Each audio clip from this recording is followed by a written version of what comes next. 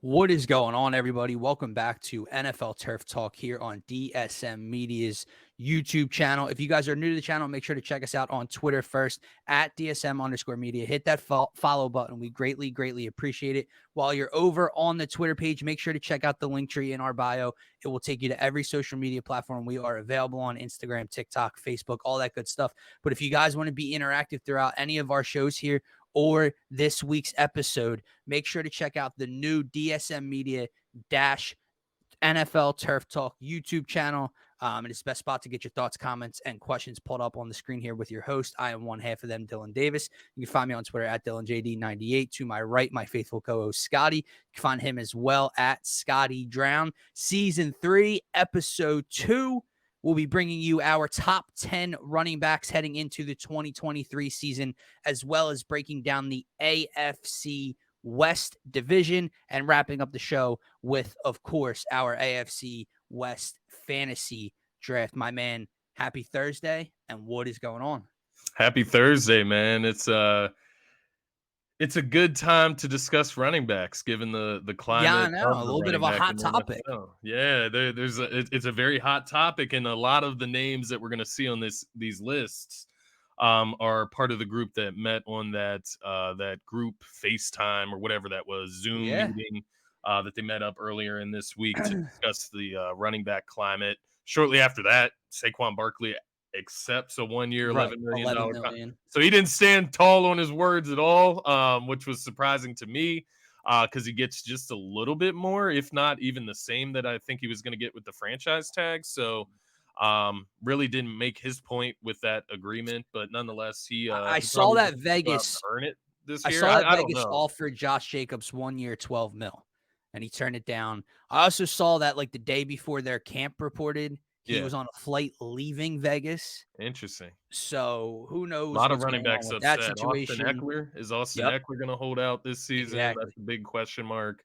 I mean, I think it's a great. These are workhorses, man. Like at the end of the day, I think it's a great point. Let's start there before we get into our list. Let's just start with that conversation because you and I have not broken that down or discussed this at all. What's your kind of thoughts and feelings on this whole running back market and the climate right now? Because I'll say this to you: running back is the one position in the NFL where production hurts your value. Yeah, that's actually a great point. If you run for 312 carries and 1,800 yards, what are you viewed at the next year? Mileage, body beat up, everything like that. Yeah, you're not viewed in that light in other skill positions or any other position in the league, right? Yeah, no, I agree with what you said there, and that's an interesting point that you make. And I feel like this all started, at least for me, like I started noticing this after that Todd Gurley contract in LA, man. Yep. And, obviously he went downhill very quickly, ended up doing a stint on the Falcons and then out of the NFL completely. Ezekiel Elliott, he's still not on a team right now, right? And this has been a top 10 back for the last 5, 6, 7 years, right? Like in the NFL. So you notice these backs, they start to lose value despite having stellar seasons. For instance, Dalvin Cook. Dalvin Cook is not on a team right now. Now, mind you, he has some stuff off the field he's dealing with, whatever. I don't want to get into that too much, but he's still a top quality back. He's still a top 10 back, but he's treated as if he has mileage on his body. He's going to be useless next year. We're like predicting his downfall, right? Yeah. And it's not fair to the running backs. We mentioned Eckler earlier. We mentioned Saquon. These guys all fall into that equation. Josh Jacobs led the NFL in rushing last year and can't get a stable contract for his future, right? I think it's something that we've noticed. Obviously, the Eagles, they're one of the worst teams when it comes to like giving the running back money. Like the last running back that they've extended was LaShawn McCoy, and we're talking about an RB1, right? Oh yeah. So like watching my team do it, it's good for business, and that's what what's happening this year. It's become good for business, but it's not good for running backs, and it's not fair because they get beat the hell up more than probably anybody aside from the offensive lineman and quarterback. Yet they just don't get compensated for it. My only thing here is I don't know how you fix that. I don't know how you can fix it because there's always going to be a young running back that can come in and give you similar production, right? Right. If your Well, look offensive at what line we is talked good. about on the Faithful Fanatic show yesterday morning. I mentioned how like Kenneth it should be Swift and Penny, then Kenneth Gainwell. And you kind of brought up, well, I think anybody could run behind this Eagles offensive line. Well, if you're Howie Roseman and anybody can run behind this offensive line, why are you going to pay top dollar for a position that is not valued anymore league wide?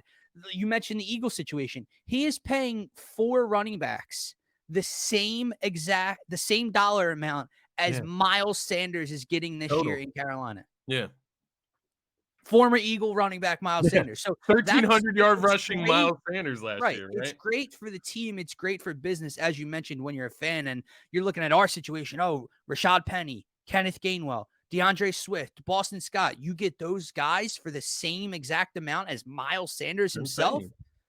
But when you are Rashad Penny or DeAndre Swift, it becomes a little bit unfair. I don't know how you fix it, Scotty, because there's so much that goes into it. Recent history of teams getting beat, basically, on the fact of giving a Todd Gurley, giving an Ezekiel Elliott all this money and it not panning out. Injuries, tired bodies, can't do it, can't produce at that level anymore, right? The fact that, just go back in the last decade of Super Bowl winners. That's a hot topic as well. Isaiah Pacheco, right? He's a rookie running back. The last 10 plus years, it's been every year that the team that has won the Super Bowl has not paid more than like $2 million to their runner. I forget what the exact number is. The year before that, it was the Rams with like Cam Akers and I can't even remember who the other running back is, honestly. Like, I can't remember who that other running back was. So, like, that's what we're looking at. Isaiah Pacheco, it's not like he's even a Bijan Robinson that's drafted top 10. Right. He was a guy drafted in like the 5th, 6th round of the NFL draft, right? Or maybe he was even undrafted. I can't remember specifically. But to your point, that's a clear example right there. They used a plethora of backs, Isaiah Pacheco. Then you have Jared McKinnon, right? Clyde Edwards-Helaire. Like, the running back committee is also, I think that's part of ruining their compensation as well, right? But it just speaks to the talent, because I think we're getting into like a sector where you need the USFL, you need the Canadian League to garner all of this talent, because there's 40 to 50 QBs coming out of college every year. There's there's like 50 to 100 to 200 running backs coming out of college every year. All of these talented receivers coming out of college every year. And eventually there's not going to be a place for even the quarterback position right now, man. And maybe this is speaking to an even bigger, I don't even know if it's an issue. It's just, there's a lot of people in the world. There's a lot of talented football players in the world. Quarterbacks, right? Carson Wentz has not been signed yet. Like, he doesn't even have a backup job right now in the NFL.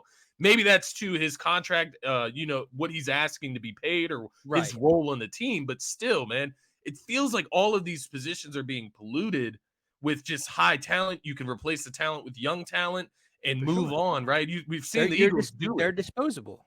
Yeah, they're disposable at this point. I just think the running backs are the most disposable right now. Well, and it's just not fair, man. It's not, but I don't know how to fix that. It's not personally, but business-wise, you do understand the rationale. Yeah.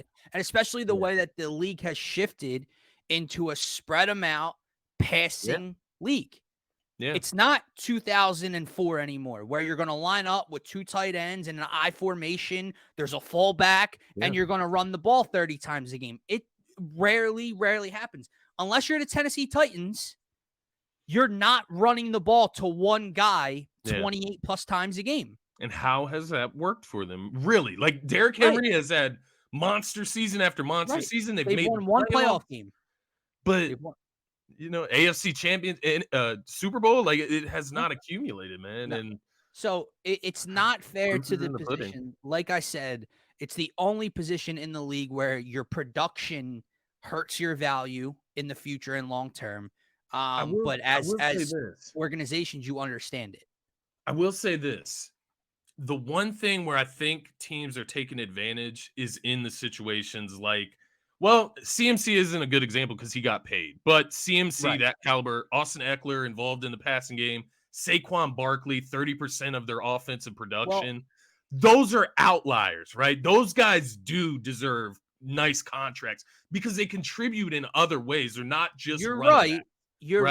But let me play devil's advocate. Compared to the rest of the market, they don't have to pay them that. But let me play devil's advocate here. You want to talk Saquon Barkley, and he, consumes what, 30% of their offense, whatever. Yeah. Last year was the first time we've seen Saquon Barkley stay on a football field in 3 years. Fair.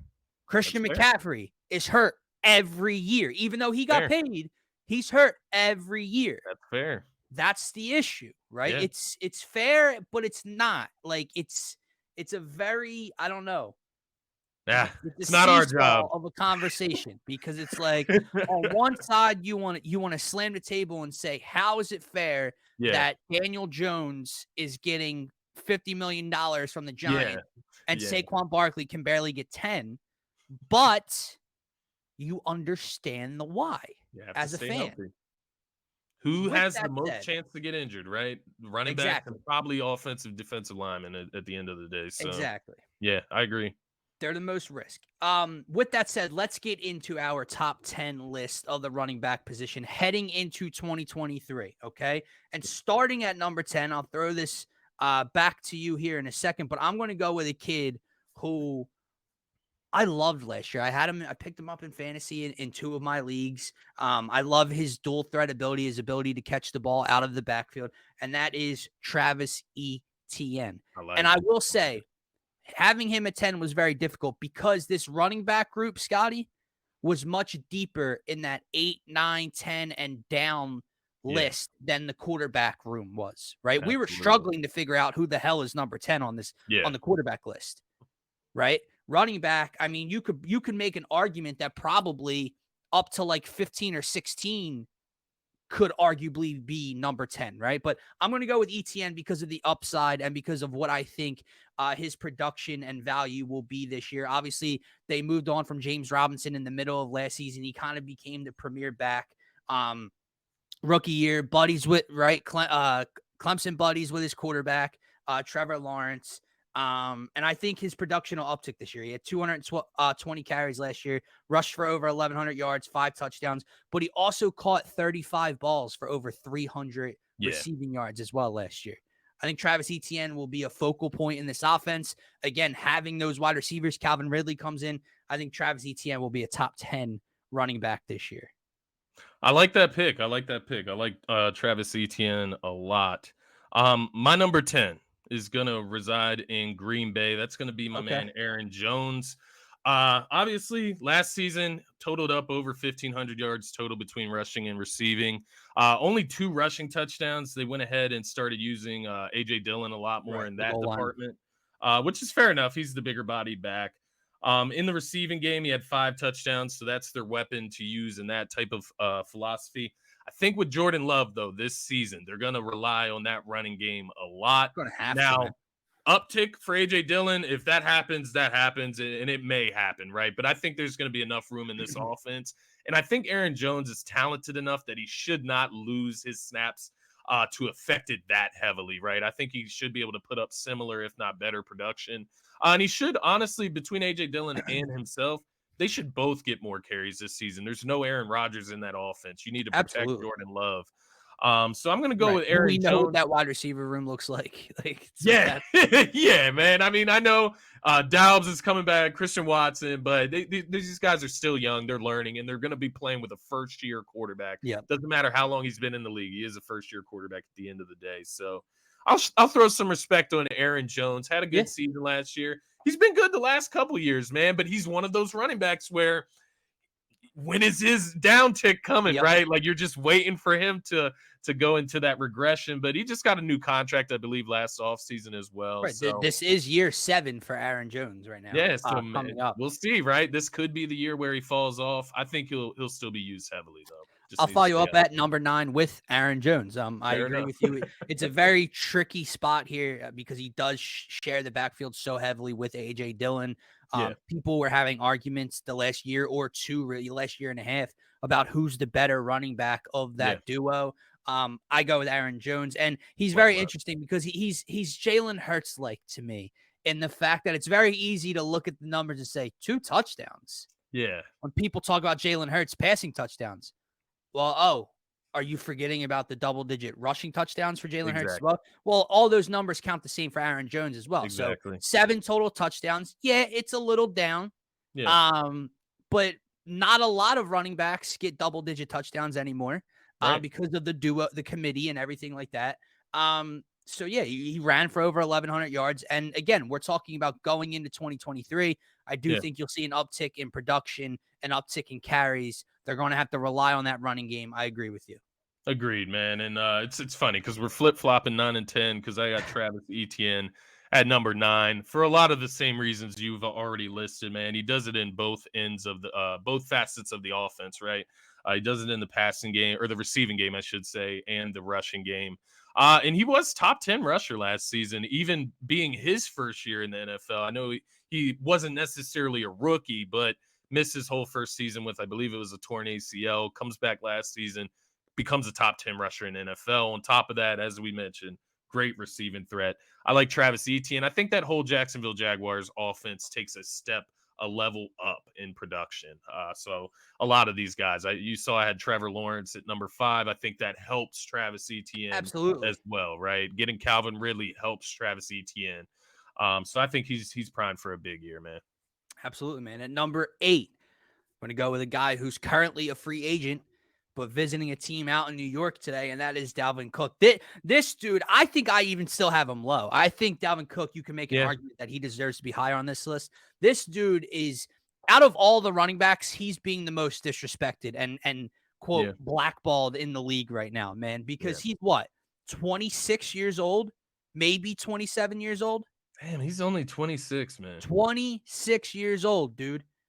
He's pound for pound. If you're talking pure runner, pure running back, you can make an argument that Dalvin Cook is top 3 or 4 in this league.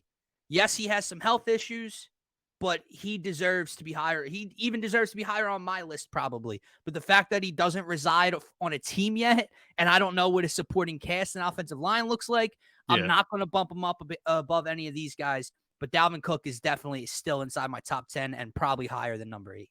Yeah, he's actually number 8 for me as well. I agree with everything you said as far as him being a more talented back than number 8 on this list. But going into next season, if he ultimately does sign with the Jets, he's going to be splitting carries with Breece Hall, who's another just workhorse in that backfield. Right. So, given the projection of being on the New York Jets, that doesn't appeal to me as a top 10 back per se, but his effect, yards per carry, they're going to be top 10. And he's a top 10 talent easily, man. He just continues to put up these numbers. Now, last season, he finally played a full season. He played all 17 games for the Vikings. Before that, though, he's totaling up over 1,000 yards in about 13 games, 14 games. Yeah, so it's like over 1,100 in 4 straight years. He misses time, but he still gets what you would prefer, right? Up over 1,100 rushing yards. And he can do it in the passing game. It's not his strong suit per se, but he can do it, right? He totaled close to 300 receiving yards last year. So I'm still in on Dalvin. I mean, that's what ETN went. ETN went for just over 300. And exactly. We call him kind of perceived as a screen type of pass catcher, right? Yeah. So Dalvin Cook, yeah, I would agree with you. I think he's one of the most disrespected, man. Yeah. At number 7, this is where things start to get tricky. This kind of 4 through 7 area is interesting for me. At number 7, I will go with Austin Ekeler. Obviously, you want to talk about a pass catching threat. That is Mr. Austin Ekeler. He's a guy that I feel could do so much more within this Chargers offense. So he's got 25 rushing touchdowns over the last 2 years. I don't even know what he had receiving last year in the touchdown department. But the bottom line is so 18 touchdowns for Austin Ekeler last year. Yeah. He just doesn't get – my issue with LA and Brandon Staley, and I know Justin Herbert is a gunslinger, and I know that's the way the league is headed, and Ekeler can catch 8, 9, 10 balls a game. But this dude has barely cracked over 200 rushing attempts in the last 2 years, and before that, he didn't crack over 132. Yeah. He doesn't get the ball enough out of the backfield. I think that's a major part why LA loses games. I think it's a major part that they lost to Jacksonville. Well, I mean, you have what, a 27-point lead at halftime. Run the football to one of the league's best running backs. You don't do it, you lose games that way. Austin Ekeler is number 7 for me. He would be so much higher if he was featured out of the backfield the way that he should be. Yeah, he's one of the most versatile backs in the NFL. He's my number 7 as well, so we agree right Look at there, this. as well. To your point, man, yeah, I agree. I think they just don't run him out of the backfield enough. I think it's as simple as that. And there's part of me that believes, man, there's part of me that believes they're sabotaging him in a sense, right? Not giving him the ball as a running back, trying to throw him out in the pass. He had 127 targets last year in the passing game. Like, he's being used almost solely as a pass receiver. He had up over 700 receiving yards. Once again, symbolizing he is one of the most versatile backs in the NFL. But it almost felt like they were trying to sabotage him last year, giving some of these backup running backs carries over him. It's like, just let him get his yardage so he can bring that to the table for contract extension talks. Right. But he's coming with the heat anyways. But yeah, he's one of the most talented backs in the NFL. Strong, quick, can catch the ball. He's just one of your prototypical backs these days. So I'm a big fan of Austin Ekeler. I'm with you, man. At number 6, I have Jonathan Taylor, your 2021 rushing champ. Last year, obviously, you saw a tick down. Really? You saw a tick down in production by a lot, dude. A, he was hurt. Yeah. B, the Colts were a mess. The Carson Wentz issues, everything, having to do with Frank Reich and just everything with the Colts was a disaster last year. Yeah. 192 attempts compared to 332 attempts from his 2021 campaign, under 900 rushing yards, only 4 touchdowns. His average was down by a whole yard from 2021. Again, it's very difficult to decipher how much was of this was on Jonathan Taylor himself and how much was on everything else. Yeah. Just the culture. Jeff Saturday stepping in. Right. I forgot. Oh my God, I forgot. Yeah, that happened. So this is another guy who I have sitting here at 6, who I think could be a top 5 running back in the league. We'll see this year where he bounces back with a rookie quarterback. Yeah, no, like I said, I have Jonathan Taylor right in the same spot. This was more of a courtesy pick for Jonathan Taylor, just to be frank. Yeah. It's more of a, let me not be so recency bias, right? Like, he did not have a great season last year. To your point, There was a lot going on in Indianapolis. The quarterback situation was ridiculously bad. Not a ton of weapons out on the outside. Coach situation was ridiculously bad. Yeah, the coaching situation. Jim Irsay is ridiculously bad. Just saying whatever the hell he wants, right, out in public, man. Just has no he has no censor as an owner or GM, whatever you want to call him, president of football for the Colts. Bad situation. I'm giving Jonathan Taylor the benefit of the doubt here because his numbers do not warrant a top 10 position. But the year before was just so great that you just have to give him the benefit of the doubt. He's not as bad as these numbers were last year. And hopefully he bounces back this year. More stable. Is it a more stable situation? I mean, I think so. You get a whole offseason to stabilize. You get the rookie quarterback in there, right? I think they brought in Gardner Minshew as well. So we'll see who wins that quarterback battle. But nonetheless, should be a better situation, at least than last year, bringing in old-ass Matt Ryan, Nick Foles, right? Like, they went through some hell last year. And that includes Jonathan Taylor. So hopefully he bounced back. But I do have him bouncing back nonetheless. He's still young. No, I agree with you, man. At number 5, we'll see if we can stay on the same page. I have Mr. Holdout himself, Josh Jacobs. Yeah, that's who I got too, man. It's tricky, man, because when you say the name, it doesn't feel top 5 worthy. Yeah, I feel Josh Jacobs before last year had been a solid running back in this league, right? 2 of his first 3 years, he rushed for over 1,000 yards. He had 12 touchdowns in 2020. He had 9 in 2021. But last year was just so ridiculously good. And maybe that's just because he got the ball so much, man. Like, let's be honest. He ran for over 1,600 yards.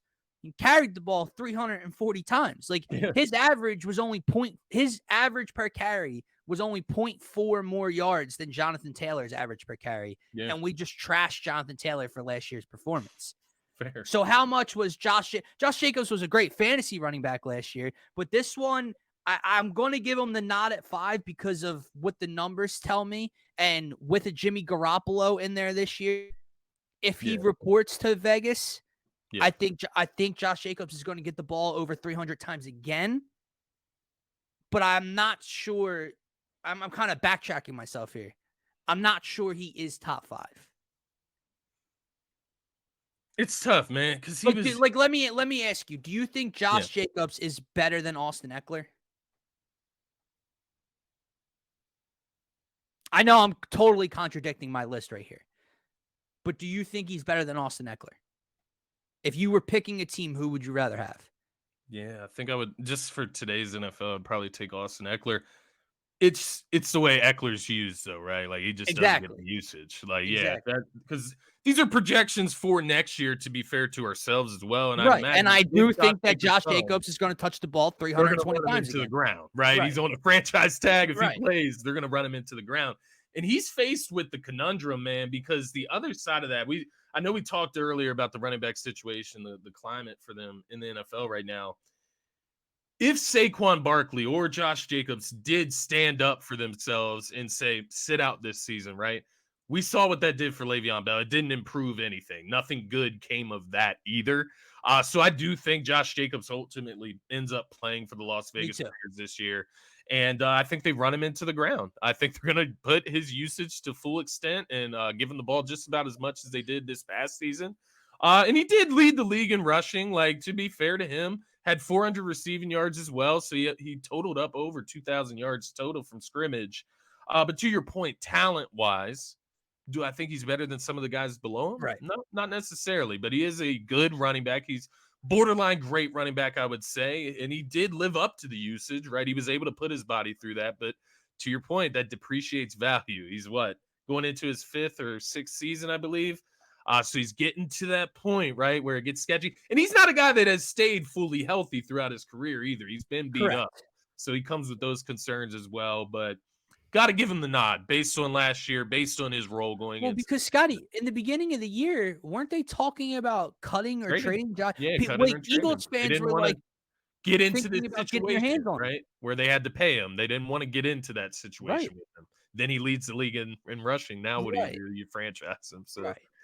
Exactly. That was he's just a weird number 5 on my list because when you do lead the league in rushing, I can't argue against that. Yeah, but I do also have to recognize if I was building a team today, which running back would I take? Austin Ekeler or Josh Jacobs, or maybe even like Dalvin Cook or Josh Jacobs. I think it's closer than like 8-5 or 7-5 would say. At number 4, Mr. $11 million man, I have Saquon Barkley at number 4. Need to see him stay on the field healthy again this year. Sign the deal. It's locked in. Get back to work. Obviously carried the ball almost 300 times. You mentioned it. He accumulates over 30% of New York's total offense, 10 touchdowns. But the bottom line is, for almost 3 years before that, we hadn't seen Saquon Barkley stay on a football field. So I need to see it more. But, I mean, the talent speaks for itself, right? Like, the talent is arguably top 1 in the league, right? Yeah, so we'll see if he can stay healthy. Saquon definitely has top 3 ability, but for right now, I'll put him at 4. Yeah, so number 4, I actually got Nick Chubb. Now, Nick Chubb is always interesting, man, because he's arguably the best runner in the NFL. Right. I mean, he's up there with Derrick Henry when it comes to running the goddamn football, just carrying the rock.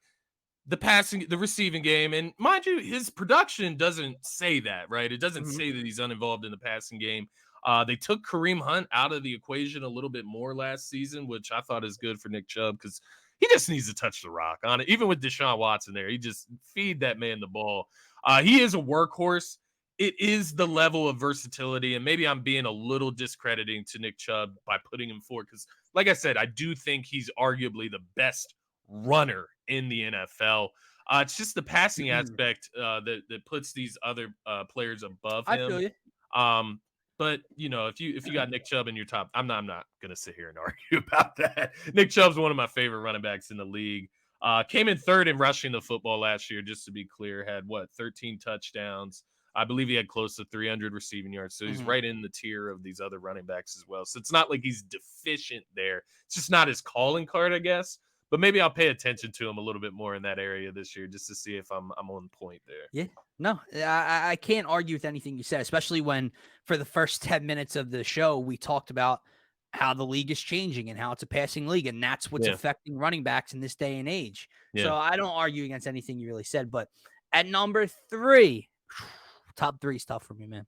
Yeah. At number 3, I'm going to have the king. I have Derrick Henry. Wow. Okay. Yeah, man. Okay. Obviously, again, Jesus, 1,500 yards. But Scotty, again, I think there's something to be said here, man. 350 attempts. Yeah. He averaged less yards per carry than Jonathan Taylor did last year. Yeah. So we're knocking Jonathan Taylor for the lack of production, but he touched the ball, over 100 less times than Derrick Henry, averaged just slightly above in yards per attempt. And obviously the touch, I mean, he's Machine, the biggest dude in the NFL. Like he's just ridiculous. So he's a freak of nature. But yeah, no, he's top 3. He's a beast. He's ridiculous.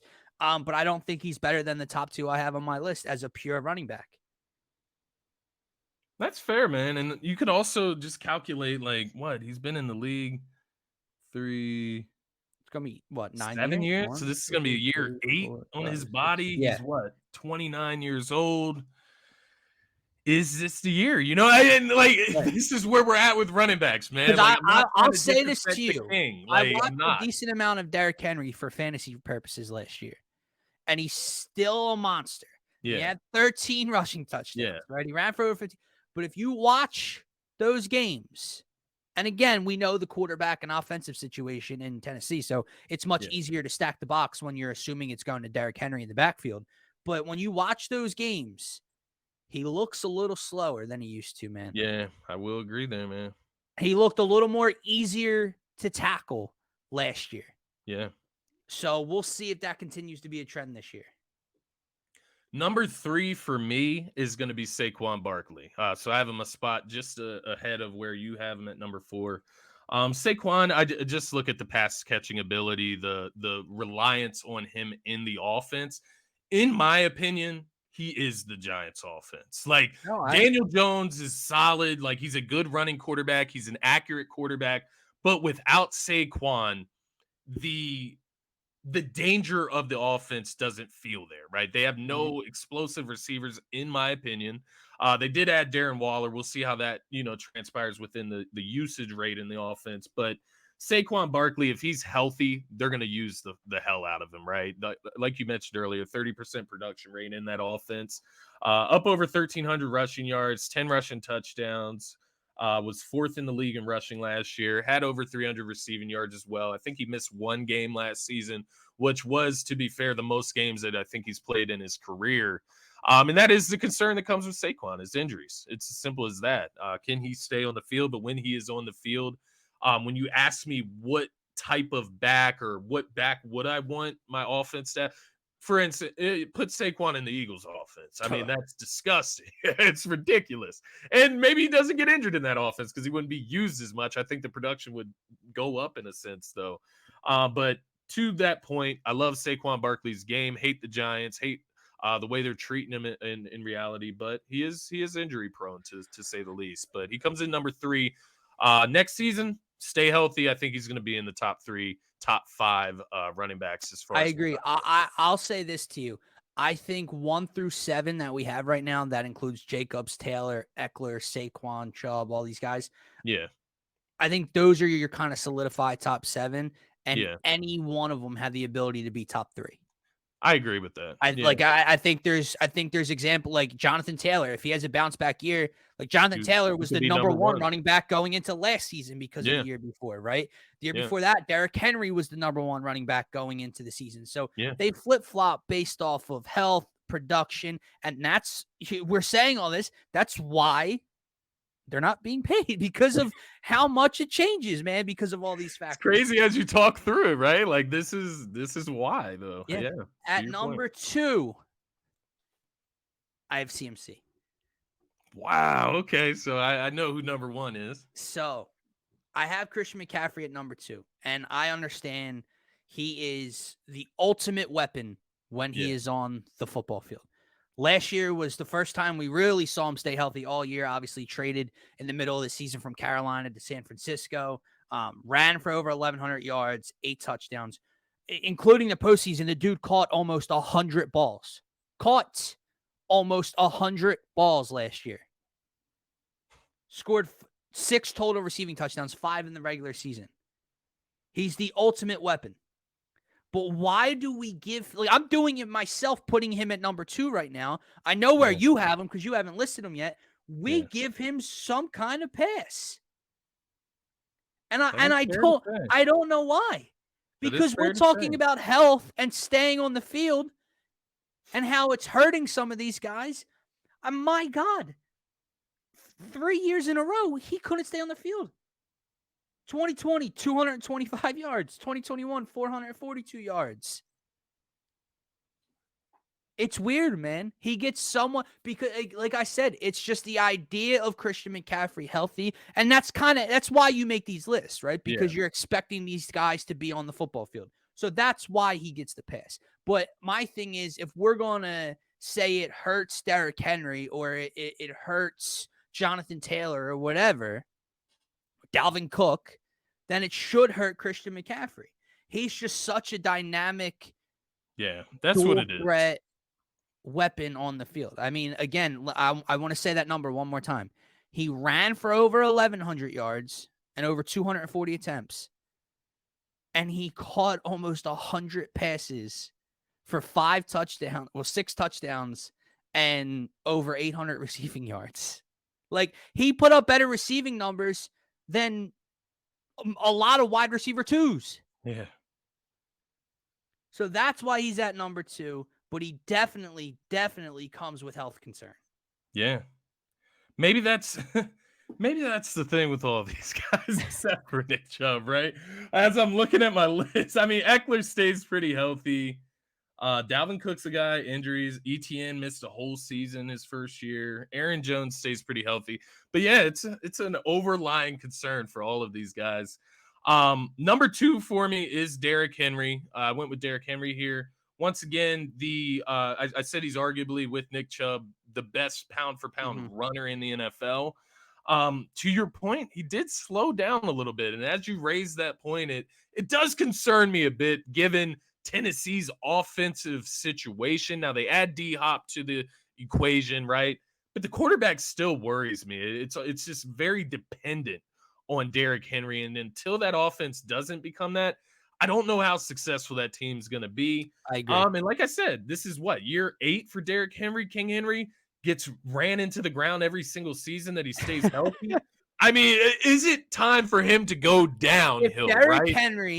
If Derrick Henry wasn't 6 foot whatever, 300 pounds, I'm joking, but if Derrick Henry didn't have that figure, Derrick Henry would not be in the league anymore. Yeah, like, he can just fall forward. Like, that's Derrick Henry, right? If you're in the goal line, he can literally just collapse forward. No, you can't get the ball 350 times year after year and be a normal sized human being and just stay in the league. It won't happen. Look at Zeke. It's the reason Ezekiel Elliott is a free agent and is looked at the way he has been over the last year and a half or 2 years. Ezekiel Elliott, for the first 3 years of his career, was undoubtedly a top 3 running back in the league, at times considered the best in the league. Yeah. But he was given the ball over 300 times a year. Yeah. It wears normal human beings down. Yeah. No, I agree wholeheartedly. One interesting thing about Derrick Henry, man, last season, it was his best year receiving out of the backfield in his career. He got the most targets he's ever gotten in one season, which 41, but totaled up over 398 receiving yards. Actually had more receiving yards, I believe, than Saquon Barkley, is some guy that I mentioned as a premier receiving back. Well, he gets more receiving yards than them. I'm wondering if that's like a trend, right? Are they going to try to do that more as the years go on, just because of the NFL and the way it's structured? But one concerning thing from last year, he did have the second most fumbles in his career last season, tied for the second most fumbles lost in his career last season. Now, mind you, it was 2 out of 4 fumbles from last season, but definitely got to be one of the top priorities is holding on to the ball as a running back. So a guy like that you would think would be a security blanket with the ball. Wasn't necessarily that last season. So there's a lot of flags with Derrick Henry, I would say, right? And maybe those flags aren't fair to him per se because maybe he's just an outlier. But we'll see as the season goes on. He does come in number 2 out of respect for me, though. Yeah, and at number 1, man, is just to me the purest runner in the league, the best running back in the league right now for me, pound for pound, is Nick Chubb. Last year was the first time he carried the ball for over 300 yards, but since entering the league in 2018, he is basically rushed for 1,000 yards. His rookie year, he had 996 rushing yards on 192 attempts, right? So he's ran for over 1,000 yards basically every year. Last year he ran for over 1,500, 12 touchdowns. He averages 8 rushing touchdowns per season. He's not a great pass catcher, but he has the ability to do so. And he's never had a year under 5 yards per attempt. Yeah, that's what sticks out. The body, if you just watch Nick Chubb run the football, like to me, pound for pound, I look at that and I say, that's the best running back in the league. And he has the numbers to back it up, right? It's not whenever he gets the ball, he looks great. No, he gets the ball 300 plus times and does a lot with it. So I have Nick Chubb at number 1. I think he's the best running back in the league. Like I said, pound for pound. They're all different, right? Because look at my top 3. They're all completely different players. Yeah. Christian McCaffrey is a smaller, white, pass catching threat, dual threat kind of running back that is a weapon all over the field. Derrick Henry is the freakiest athlete and built human being I've ever seen carry the football. And then Nick Chubb is what? I mean, is he even 6 foot? What's he? Probably 5'10", 5'11". He just runs the football. He doesn't catch the football. So they're all different in their own ways. They're all great at certain things. But I think Nick Chubb, pound for pound, is number 1 for me. Yeah, I actually love that pick. Kind of under the radar in my opinion, to be completely honest. But I knew you'd like it. I get why you put him there. Honestly, I do. Number 1 for me, as you could probably predict at this point, is going to be CMC. I think a little bit of that. I was like tormented by that touchdown run he had in the NFC Championship where he broke like every single tackle. If you remember that, like I was just like, man, this dude is like built different. But it once again comes into that versatility aspect. And I think the reason I find Nick Chubb for you at number 1 interesting is because it depends how you weigh it, I guess, right? Like, and what your preference would be for the running back in the backfield. And from a pure runner standpoint, he is the best running back in the NFL. Reason I like CMC is because of his pass catching ability. Now, he totaled up, over 1,100 rushing yards between the 2 teams last year, San Fran and Carolina. He actually did play 17 games somehow last year. It felt like he missed games last year because I had him in fantasy, but he played 17 games. I don't know if it's because he switched teams mid-season, but nonetheless, that was probably one of his more healthier seasons in the last, I believe, 4 seasons in reality. So the injury concerns, once again, are there, and they're very much there for Christian McCaffrey. That's his biggest flaw. But the 741 receiving yards from the backfield, and it's not just the backfield. They throw him out there in the slot. He's basically a slot receiver for the 49ers as well. 5 touchdowns in the receiving game, 8 touchdowns in the rushing game. So 13 touchdowns total. 4.7 yards per carry, 8.7 yards per catch. He's just a machine, man. He's a workhorse. And when he's healthy, he's arguably the best running back in the NFL. Just based on what he can do all over the field. Maybe the better way to put it, he's just a great football player, right? Like that's he's the ultimate weapon. Yeah, he's the ultimate weapon because look, these other running backs, we talk about how Derrick Henry can catch the ball and Dalvin Cook can catch Travis Etienne. Yeah. Christian McCaffrey actually, not just once or twice per game, actually gets lined up outside in the slot, wherever you want to put him. Yeah. Multiple times. Like, bro, he'll catch 8 or 9 balls a game plus run for 17 to 20 carries. And those 8 or 9 aren't slip screens or checkdowns. I'm going to line him up wide, put him in motion, and let him run a post or a slant or a short post or a slant route and get him the ball in space. That's what they do with him. And that's what you should do with them. Yeah, absolutely. But to be fair, last point on CMC, I did just notice this. First time he's went over 1,000 yards of rushing since Yeah, like 2019 or something. It's been a few years. Yeah, 2019 was the last time he went over Which 1,000 that's what I'm yards. saying. Like, that's why. And when I was talking through it, I'm like, why does he get this pass from us, but other guys who have injury histories don't?